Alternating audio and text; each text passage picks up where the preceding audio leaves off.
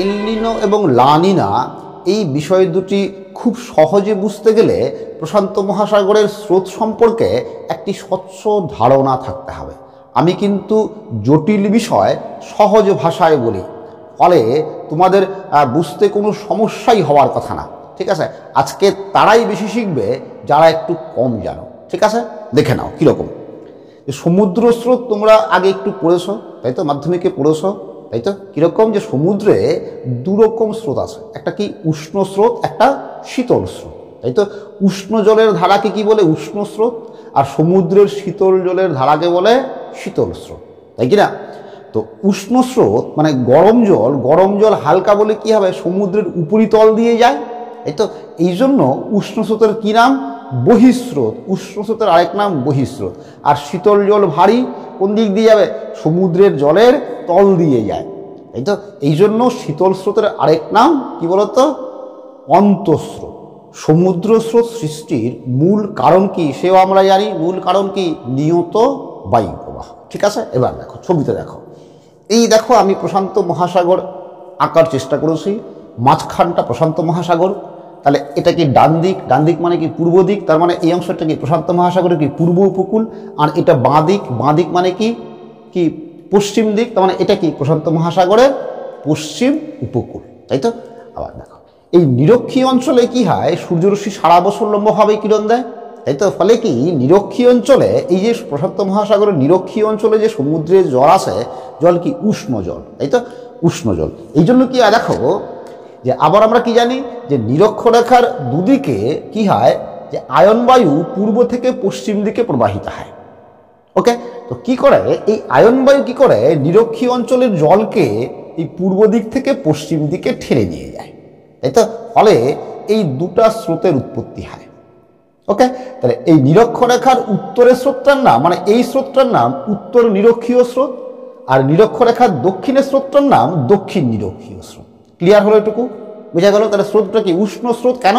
কারণ নিরক্ষীয় অঞ্চলের জল উষ্ণ, ফলে উষ্ণ জলের ধারা, তাই উষ্ণ স্রোত।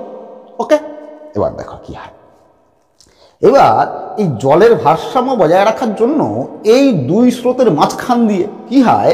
আরেকটা মানে খুব সামান্য পরিমাণ জল খুব ধীর গতিতে এই এই বাঁ দিক থেকে ডান দিকে মানে পশ্চিম থেকে পূর্ব দিকে প্রবাহিত হয়। এই স্রোতটার নাম কি বলতো? নিরক্ষীয় প্রতিস্রোত। এটুকু জানা আছে নিশ্চয়ই। তাহলে এটা উত্তর নিরক্ষীয় স্রোত, দক্ষিণ নিরক্ষীয় স্রোত কোন দিকে যাচ্ছে? পূর্ব থেকে পশ্চিম দিকে যাচ্ছে। আর মাঝ বরাবর কি যাচ্ছে? নিরক্ষীয় প্রতিস্রোত কোন দিক থেকে কোন দিকে? পশ্চিম থেকে পূর্ব দিকে। ওকে, এবার দেখো এখানে কি হয়। দেখো এই কুমেরু মহাসাগর কি জল? কি শীতল জল। কুমেরু মহাসাগর থেকে এই শীতল স্রোত প্রশান্ত মহাসাগরে আসে, যার নাম কুমেরু শীতল স্রোত। ঠিক আছে, এবার কি হয়? এটা দক্ষিণ আমেরিকার হর্ন অন্তরীপে বাধা পেয়ে এরকম দুটা শাখায় ভাগ হয়। একটা শাখা চলে গেল আটলান্টিক মহাসাগরে। ওকে, আরেকটা শাখা, এটা কি দক্ষিণ আমেরিকার কোন দিক? পশ্চিম দিক। দক্ষিণ আমেরিকার পশ্চিম দিক বা পশ্চিম উপকূল বরাবর উত্তর দিকে প্রবাহিত হয়ে এই স্রোতের সঙ্গে মিশে যায়। কার সাথে? দক্ষিণ নিরক্ষীয় স্রোতের সঙ্গে মিশে যায়। তাহলে এই স্রোতটা কি বলতো? এই স্রোতের নাম হচ্ছে কি পেরু বা হাম্বোল্ট স্রোত। ঠিক আছে, তো স্রোতটা কি শীতল স্রোত, আসছে থেকে কুমেরু মহাসাগর থেকে। ফলে এর জল কি শীতল জল। ক্লিয়ার হলো?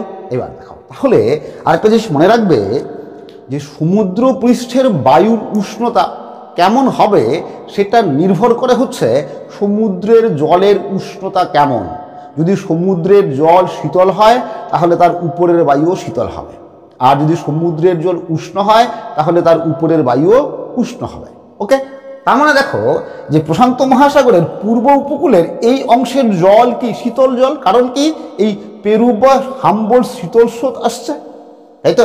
ফলে এখানে কি তৈরি হয়? উচ্চচাপ তৈরি হয়। তার মানে কি বায়ু শীতল মানে কোন চাপ তৈরি হবে? উচ্চচাপ তৈরি হয়। আবার এখানে কি হচ্ছে?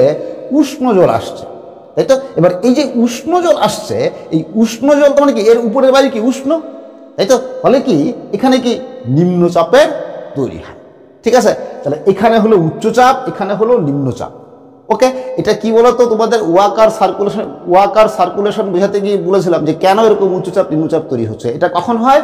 যে ওয়াকার সার্কুলেশনের হাই ফেজে এই অবস্থার সৃষ্টি হয়। এটাই হচ্ছে স্বাভাবিক অবস্থা। ঠিক আছে, তো স্বাভাবিক অবস্থায় কি হচ্ছে দেখো যে প্রশান্ত মহাসাগরের এই পূর্ব উপকূলে মানে পেরু ইকুয়েডরে কি হচ্ছে, উচ্চচাপের তৈরি হচ্ছে। আর উচ্চচাপের বায়ু আমরা কি জানি, উপর থেকে নিচের দিকে নেমে আসে, তাই তো। ফলে উপর থেকে নিচের দিকে নেমে আসলে কি হয়, আকাশ থেকে পরিষ্কার আবহাওয়া থাকে, শুষ্ক শীতল, তাই তো, কোনো বৃষ্টিপাত হয় না। ওকে, আর এখানে কি হবে, এখানে কি তৈরি হচ্ছে, এই সংলগ্ন এলাকায় কি তৈরি হচ্ছে, নিম্নচাপ তৈরি হচ্ছে, তাই তো। নিম্নচাপের বায়ু কি ঊর্ধ্বমুখী, তো ঊর্ধ্বমুখী হলে কি হবে, এই জলীয় বাষ্প উপরের দিকে উঠে গিয়ে কি ঘন মেঘের তৈরি হবে এবং এই সংলগ্ন উপকূল এলাকায় বৃষ্টিপাত ঘটবে, তাই তো। এই হচ্ছে কি স্বাভাবিক অবস্থা এবং এটা কি যে ওয়াকার সার্কুলেশনে হাই ফেজে এরকম দেখা যায়। ওকে, এবার দেখো, এইবার যে মোটামুটি 2 থেকে 7 বছর অন্তর এর বিপরীত অবস্থা লক্ষ্য করা যায়। কীরকম দেখো, 2 থেকে 7 বছর অন্তর এই যে দুটা স্রোত আছে, এই যে উত্তর আর দক্ষিণ নিরক্ষীয় স্রোত, উত্তর নিরক্ষীয় স্রোত, দক্ষিণ নিরক্ষীয় স্রোত পূর্ব থেকে পশ্চিম দিকে যাচ্ছিল, কি বলছি, 2 থেকে 7 বছর অন্তর কি হয়, এই দুটা স্রোত নিস্তেজ হয়ে পড়ে, তাই তো। তার পরিবর্তে কি হয় যে পশ্চিম দিকের উষ্ণ জল, উষ্ণ স্রোত রূপে এরকম পশ্চিম থেকে পূর্ব দিকে প্রবাহিত হয়, তার মানে কি উল্টো যাচ্ছে, তাই তো। গিয়ে কি হয়, এই পেরু ইকুয়েডর উপকূল বরাবর এরকম দক্ষিণ দিকে নেমে আসে। ওকে, আর এই যে শীতল হাম্বল স্রোতটা ছিল, এই স্রোতটা তখন নিস্তেজ হয়ে যায়। তাহলে এই যে উষ্ণ, এই যে দক্ষিণ মানে পেরু আর ইকুয়েডর উপকূলের এই যে দক্ষিণমুখী উষ্ণ স্রোত, এই স্রোতটার নামই হচ্ছে কি বলতো, এল নিনো। ঠিক আছে, তো এল নিনো একটি স্পেনীয় শব্দ, যার অর্থ হচ্ছে চাইল্ড খ্রিস্ট বা শিশু খ্রিস্ট, অনেকে একে দুরন্ত বালকও বলে। বুঝা গেল কি বলছি। এটা সাধারণত কি হয় বলতো, ডিসেম্বর মাসে হয়। ওকে, খুব প্রশ্ন হয় যে এল নিনো কোন মহাসাগরে দেখা যায়, তার উত্তর কি হবে, এবার পরিষ্কার কি হবে, দক্ষিণ প্রশান্ত মহাসাগরে। বোঝা গেল কি বলছি। এবার এল নিনো হলে কি হবে, এবার দেখো কি হবে, তাহলে এখানে কি আছে, এখানে আছে কি শীতল জল আগে ছিল, এবার কি চলে আসলো, উষ্ণ জল চলে আসলো। ফলে এখানকার কি বায়ুর উষ্ণতা কি বাড়বে, বেড়ে কি এখানে তৈরি হয়ে যাবে নিম্নচাপ, আর এখানে তৈরি হয়ে যাবে উচ্চচাপ। এটা এবার এখানে যখন নিম্নচাপ হবে, তার মানে কি এখানকার বায়ু কি হবে, কি উপরের দিকে উঠবে, এই তো। উপরের দিকে উঠে কি হবে, কি মেঘের তৈরি হবে, এই পার্শ্ববর্তী এলাকায় তখন কি বৃষ্টিপাত ঘটবে। এই জন্য তখন ওই পেরু, ইকুয়েডর, চিলি এই অংশগুলোতে প্রবল বন্যা হয়, বৃষ্টি হয়। আর এখানে কি উচ্চচাপ তৈরি হচ্ছে, তাই তো। উচ্চচাপ তৈরি হওয়ার জন্য কি হচ্ছে বলতো, বায়ু কি উপর থেকে নিচের দিকে নামছে, তাই তো। উপর থেকে নিচের দিকে নামছে, ফলে কি হবে, কি বৃষ্টিপাত হবে, বৃষ্টিপাত হবে না। এখানকার আবহাওয়া তখন শুষ্ক হয়ে যাবে, খরা পরিস্থিতির সৃষ্টি হবে। তাহলে এই যে উল্টা অবস্থা কখন হয়, ওয়াকার সার্কুলেশনের কি লো ফেজে হয়। তো এল নিনো দেখা দিলে এই সারা পৃথিবী জুড়ে আবহাওয়ার বা জলবায়ুর এক পরিবর্তন বা বৈপরীত্য দেখা যায়। ওকে, তো এইবার আমরা এই এল নিনো কেন হয়, কেন এরকম পশ্চিম দিক থেকে পূর্ব দিকে বা এই দক্ষিণ বরাবর এই হাম্বল স্রোতটাকে আটকে এই উষ্ণ স্রোত দক্ষিণ দিকে প্রবাহিত হয়, সেই কারণটা দেখি কেন। এল নিনোর উৎপত্তি নিয়ে আবহবিজ্ঞানী ও ভৌগোলিকেরা নানা মতামত দিয়েছেন, ঠিক আছে, বা বিভিন্ন মতবাদ উপস্থাপন করেছেন। আমরা এই দুটা হেডিংয়ে এই মতবাদগুলো আলোচনা করতে পারি। প্রথমটা হচ্ছে দেখো যে সমুদ্রপৃষ্ঠের জলের উচ্চতার পার্থক্য একটা, আর কি নাজকা পাতের কার্যকলাপ। ঠিক আছে, দেখো তাহলে সমুদ্রপৃষ্ঠের জলের উচ্চতার পার্থক্যের জন্য কি করা হয়, দেখো আমরা কি দেখলাম যে স্বাভাবিক অবস্থায় কি হয় যে আয়ন বায়ুর জন্য এই নিরক্ষীয় অঞ্চল বরাবর দুটা উষ্ণ স্রোত পূর্ব থেকে পশ্চিম দিকে প্রবাহিত হয়, এই তো। ফলে কি হচ্ছে, এই প্রশান্ত মহাসাগরের পূর্ব অংশের জল কি ঠেলে নিয়ে আসছে কোন দিকে, পশ্চিম দিকে ঠেলে নিয়ে যাচ্ছে। ওকে, তো অনবরত এরকম পশ্চিম দিকে সরে যাওয়ার জন্য কি হয় বলতো, যে পূর্ব দিকে জলের পরিমাণ কমে যায় বা জলের উচ্চতা কমে যায়, কিন্তু পশ্চিম দিকে জলের উচ্চতা বেড়ে যায়। ফলে পশ্চিম দিকে মানে পশ্চিম উপকূলে এখানে এক বিশাল উষ্ণ জলক্ষেত্রের সৃষ্টি হয়, আর যে জন্য নিম্নচাপ তৈরি হয়। ওকে, তাহলে দেখো অনেক সময় যে পশ্চিম দিকে সমুদ্র জলের উচ্চতা পূর্ব দিকের তুলনায় 1 মিটারেরও বেশি হয়ে যায়। ওকে, তো আমরা কি জানি, জলের সমোচ্চশীলতা ধর্ম আছে, জল কি উঁচু অংশ থেকে কি নিচু অংশের দিকে যাবে। তখন কি হয়, এই সমোচ্চশীলতা ধর্মের জন্য তখন কি হয়, এই পশ্চিম দিকের জল তখন এই পূর্ব দিকে উল্টা পথে বইতে শুরু করে। ওকে, এবং কি হয়, গিয়ে এই পেরু ইকুয়েডর উপকূল বরাবর দক্ষিণ দিকে নেমে আসে, আর এই হাম্বোল্ট বা পেরু স্রোতটাকে নিস্তেজ করে দেয়। তাহলে এই যে নেমে আসলো, এটাই কি এল নিনো সৃষ্টি। এবার 2 নম্বরটা দেখো, যে নাজকা পাতের কার্যকলাপ। তোমরা ক্লাস 11-এ পাত সংস্থান তত্ত্বে পড়েছো যে প্রশান্ত মহাসাগরে এখানে যে সামুদ্রিক পাতটা আছে, এই সামুদ্রিক পাতটার নামই হচ্ছে কি বলতো, এই নাজকা পাত। আর এটা কি দক্ষিণ আমেরিকা মহাদেশ, এটা কি বলতো, দক্ষিণ আমেরিকান পাত। তাহলে এটা মহাদেশীয় পাত, এটা মহাসাগরীয় পাত। কি হচ্ছে, এই নাজকা পাত কি হচ্ছে, এই দক্ষিণ আমেরিকান পাতের দিকে অগ্রসর হয়ে দক্ষিণ আমেরিকান পাতের তলায় প্রবেশ করছে। তাহলে এই মহাসাগরীয় পাতটা এই মহাদেশীয় পাতের তলায় ঢুকে যাচ্ছে, প্রবেশ করছে। ফলে যে ফাটল তৈরি হয়, ওই ফাটল দিয়ে কি হয় বলতো, লাভা বেরিয়ে আসে। ওকে, তাহলে সমুদ্রের গভীরে কি লাভা বেরিয়ে আসছে। এই লাভা সংস্পর্শে কি হচ্ছে বলতো, সমুদ্রের তলের জল মানে গভীরের জল উষ্ণ হচ্ছে। জল উষ্ণ হলে কি হালকা হবে, হালকা হলে কি পরিচলন স্রোতের সৃষ্টি হবে। তখন কি হয়, এই উষ্ণ জল উপরে উঠে আসে, এসে তখন কি হয়, এই উষ্ণ জল উপরে উঠে এসে পরিচলন স্রোতের মাধ্যমে এই দক্ষিণ দিকে মানে পেরু ইকুয়েডর উপকূল বরাবর এই দক্ষিণ দিকে প্রবাহিত হয় এবং এই পেরু বা হাম্বোল্ট স্রোতটাকে নিস্তেজ করে দেয়। তাহলে এই যে উষ্ণ স্রোতটা প্রবাহিত হচ্ছে, এই উষ্ণ স্রোতটাই হচ্ছে কি এল নিনো। ওকে, তো এই এল নিনো সৃষ্টির পক্ষে এটা কিন্তু হচ্ছে সবচেয়ে আধুনিক মতবাদ। এবার দেখো, এই এল নিনো কতদিন স্থায়ী হয়। দেখো, যে যতদিন না এই প্রশান্ত মহাসাগরের পশ্চিম উপকূল আর পূর্ব উপকূলের জলের উচ্চতা একই হচ্ছে, সমান হচ্ছে, ততদিন পর্যন্ত এই এল নিনো স্রোতটি প্রবাহিত হয়। সাধারণত এল নিনো কি বলতো, যে 14 থেকে 22 মাস পর্যন্ত স্থায়ী হয়। এবার দেখি যে এল নিনোর প্রভাব কি। ঠিক আছে, দেখো যে এল নিনোর প্রভাবে পৃথিবীতে বিপরীতধর্মী আবহাওয়া সৃষ্টি হয়।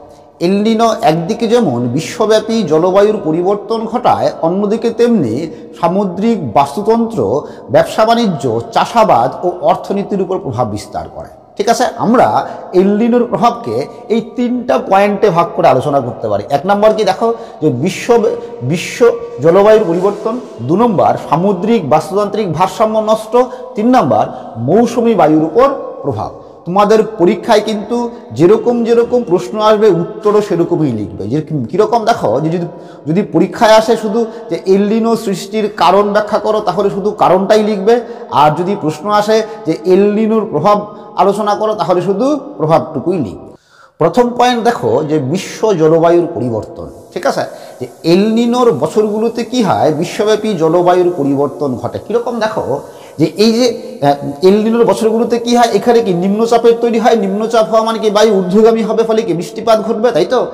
এই যে পেরু দেশটা আছে, পেরু ইকুয়েডর, এখানে চিলিতে আছে আটাকামা মরুভূমি। ঠিক আছে, তো এই চিলির আটাকামা মরুভূমিতে এমনিও মানে স্বাভাবিক অবস্থায় বৃষ্টিপাত হয় 10 থেকে 25 সেন্টিমিটার, কিন্তু এল নিনোর বছরগুলিতে সেই বৃষ্টিপাত কত বলতো, 200 থেকে 400 সেন্টিমিটার পর্যন্ত হয়ে যায়। আবার কেমন হয় দেখো, যে এখানে কি হয়, যে এই অংশে পশ্চিম অংশে কি এল নিনোর বছরগুলোতে কি হয়, উচ্চচাপের তৈরি হয়, ফলে কি বায়ু কি উপর থেকে নিচের দিকে নামে, আর বায়ু নিম্নগামী বায়ু থেকে বৃষ্টিপাত হয় না, এখানে শুষ্ক আবহাওয়া বিরাজ করে। এই জন্য এল নিনোর বছরগুলিতে এই Australia, New Guinea, Philippines, Indonesia, Bharat, Bangladesh সহ এলাকায় কী হয় বলতো, উষ্ণ শুষ্ক আবহাওয়ার বিরাজ করে, ফলে বৃষ্টিপাতের পরিমাণ কমে যায় এবং খরা পরিস্থিতির সৃষ্টি হয়। ঠিক আছে, এবার দেখো আবার এই 2 নম্বর কি, সামুদ্রিক বাস্তুতান্ত্রিক ভারসাম্য নষ্ট। কীরকম হয়, যে এল নিনোর বছরগুলিতে যেহেতু সমুদ্র জলের উষ্ণতা বেড়ে যায়, ফলে সমুদ্রের কি বলতো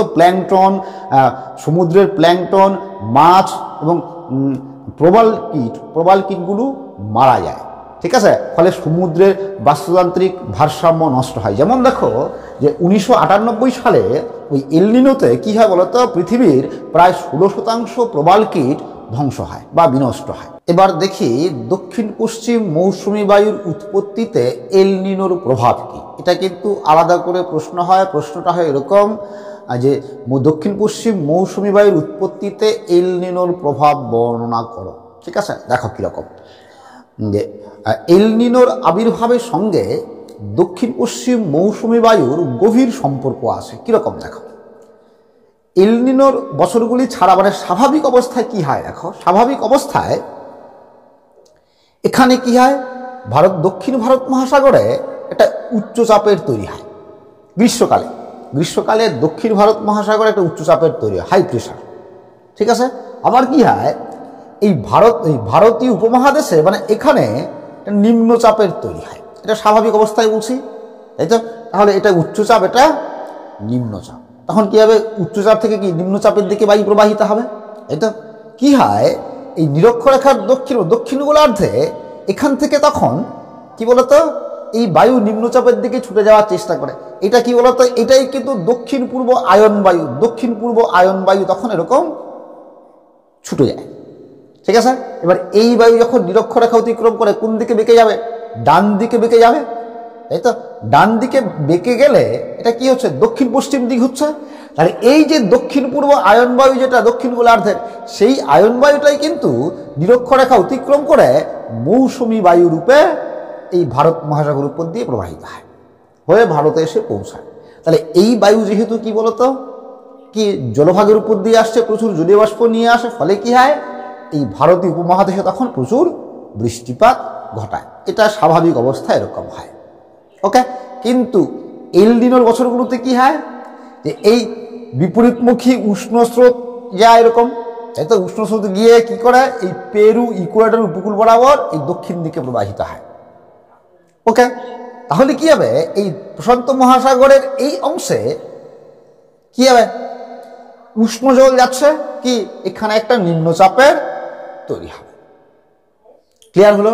তাহলে এই যে পূর্ব প্রশান্ত মহাসাগরে নিম্নচাপ তৈরি হচ্ছে, এই নিম্নচাপ তৈরি হওয়ার জন্য কি হয় বলতো, নিম্নচাপ তৈরি হওয়ার জন্য এই যে ভারত মহাসাগরে উচ্চচাপ কেন্দ্রটা ছিল, এই উচ্চচাপটা দুর্বল হয়ে পড়ে।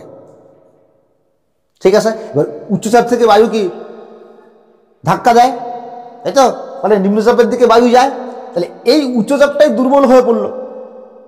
তখন কি হবে, যে পরিমাণ বায়ু ভারতে প্রবেশ, এখান থেকে যে পরিমাণ বায়ু মানে দক্ষিণ পশ্চিম মৌসুমী বায়ু যে পরিমাণে ভারতে প্রবেশ করার কথা, সেই বায়ু কিন্তু আর ভারতে প্রবেশ করতে পারে না। আর না পারলে কি হবে, কি বৃষ্টিপাত হবে না, কি তাই কিনা? ফলে খরা পরিস্থিতির সৃষ্টি হবে। এই হচ্ছে দক্ষিণ পশ্চিম মৌসুমী বায়ুর উপর এল নিনোর প্রভাব। ঠিক আছে, আরেকটা দেখো লা নিনা কিরকম দেখো। তাহলে এই যে উষ্ণ স্রোত পশ্চিম দিক থেকে পূর্ব দিকে যায়, এটাই গিয়ে কি হয়, এল নিনো। তাই তো, এবার এটা কতদিন স্থায়ী হয় বলছি, কতদিন, 14 থেকে 22 মাস স্থায়ী হয়। তাই তো, এবার যখন কি হয় যে এই প্রশান্ত মহাসাগরের পশ্চিম উপকূল আর পূর্ব উপকূলের জলের উষ্ণতা একই হয়ে যায়, ওকে, তখন কি হয়, এই স্রোতটা আবার অদৃশ্য হয়ে যায়।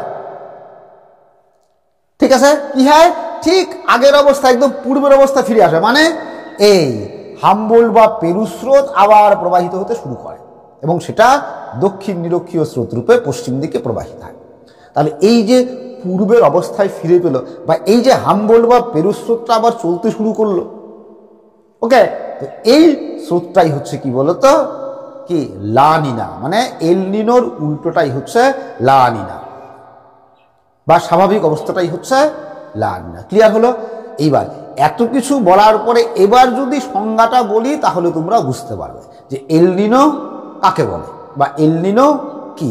ঠিক আছে, দেখে নেই তাহলে সংজ্ঞা দেখো কিরকম, যে প্রায় 2 থেকে 7 বছর অন্তর ডিসেম্বর মাসে প্রশান্ত মহাসাগরের পূর্ব উপকূলে অর্থাৎ দক্ষিণ আমেরিকার পেরু ও ইকুয়েডরের উপকূল বরাবর উত্তরমুখী শীতল হাম্বোল্ট স্রোতের পরিবর্তে দক্ষিণমুখী সমুদ্র স্রোতের যে নিস্তেজ প্রবাহের সৃষ্টি হয়, যা পৃথিবীর জলবায়ুকে ব্যাপক পরিবর্তন করতে পারে, সেই দক্ষিণমুখী উষ্ণ স্রোতকে এল নিনো বলে। ঠিক আছে, আশা করি তোমরা বুঝতে পেরেছ। ওকে, যদি কারো কোথাও কোনো অসুবিধা হয়ে থাকে তাহলে তোমরা কমেন্ট করে কমেন্ট বক্সে জানাবে, ঠিক আছে? আমি সাধ্যমতো উত্তর দেওয়ার চেষ্টা করব। আজকে এখানেই শেষ করছি। তোমরা সকলেই ভালো থাকবে, সুস্থ থাকবে। আবার দেখা হবে পরে।